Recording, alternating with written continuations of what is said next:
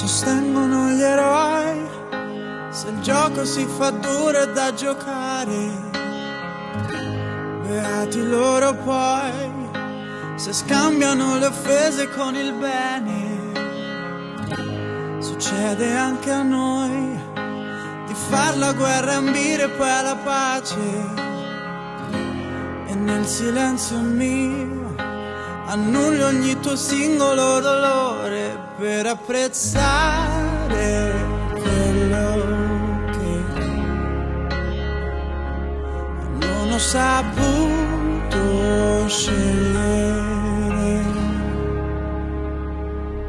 E mentre il mondo cade a pezzi, io compongo nuovi spazi e desideri appartengono anche a te, che da sempre sei per me l'essenziale.